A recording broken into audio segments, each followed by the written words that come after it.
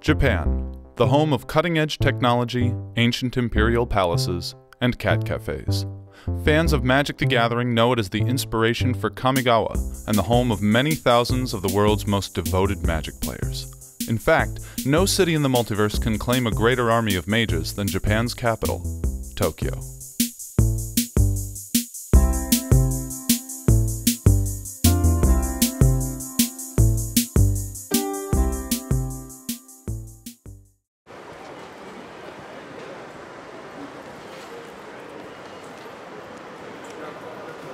I'm Kai Sawatari. I personally grew up in Germany. I'm half Japanese, half German. I play Magic since I'm a 10-year-old. It has been 15 years now. I enjoy the game so much that I want to show my experience with other people from other countries. So that's why I started the Kaiga MTG series.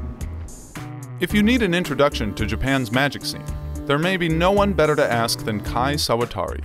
A trilingual expatriate from Germany, Kai plays, works, and makes videos for a game store called Tokyo MTG. He exudes passion for Magic in Japan. Tokyo is the center in Japan for all kinds of games, right? Be it board games, card games, video games. Video games are really huge in Japan. Most Japanese card games, they're all about anime. Magic the Gathering is, in Japan, I would say, the only fantasy-focused game, which makes it really interesting and appealing for a lot of people. 皆さん、こんにちは。Tokyo MTG の Kai です。Hey everyone, what's up? It's Kai from Tokyo MTG. Kaiga MTG is a big mix of all kinds of videos. I do videos outside the store, at tournaments, even while eating or doing other activities. My main goal is to show people how amazing Japan is and how amazing Magic the Gathering in Japan is.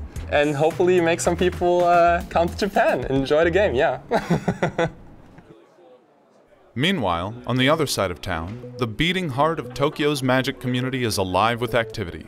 Not only monolithic in Japan, the name Hararuya is widely known in tournament halls around the world. So we are at Hararuya Tournament Center, and today, in the background here, we have the God of Legacy tournament going on. And we actually have around 300 players all competing in Legacy.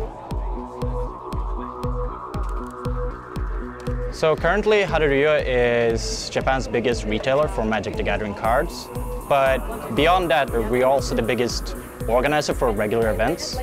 So every day from like 11 in the morning till 11 at night, there's gonna be tournaments running all through the day.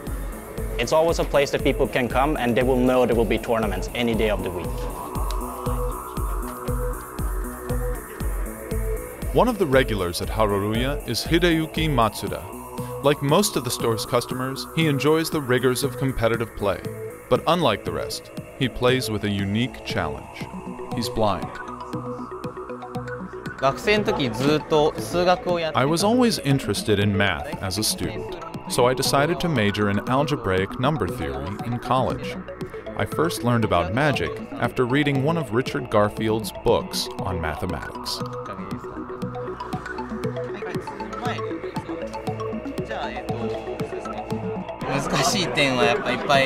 There are a lot of difficulties being a blind player, like keeping track of which cards are on the battlefield.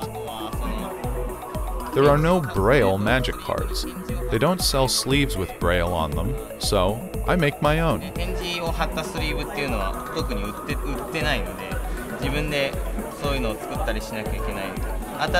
There's a lot of work involved whenever I make a new deck.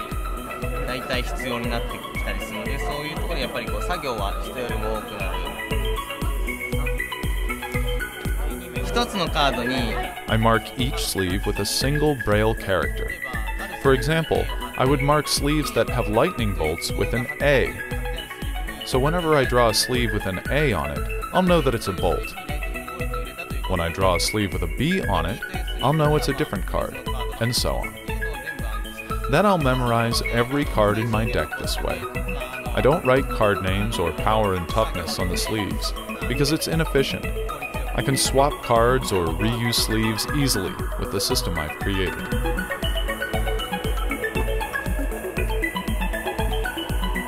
I always ask my opponent to vocalize their decisions as much as possible, like the names of the cards they're casting, or what they're targeting.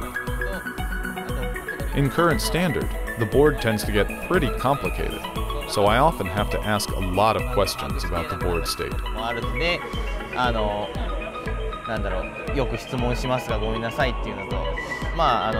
The Magic community is full of kind people, so my opponents are always very cooperative. I'm very grateful for that. There probably aren't too many blind players in Japan other than myself. Many others don't realize that blind people are able to play card games, so I'm hoping that my efforts create awareness for the visually impaired community. What are your favorite cards?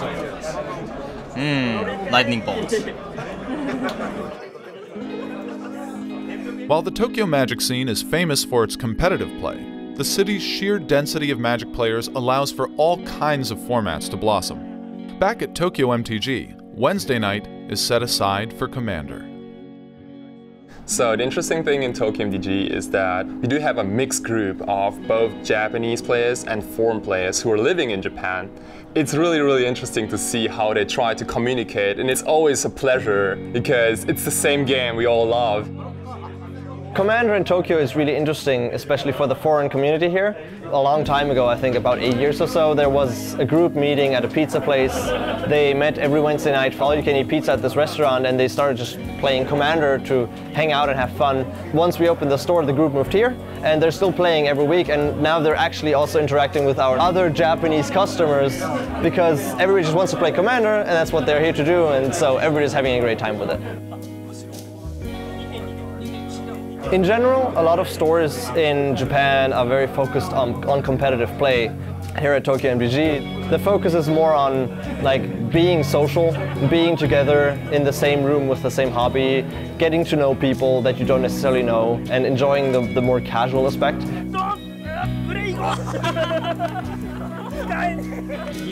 I started playing Commander using silver-bordered cards about a year ago.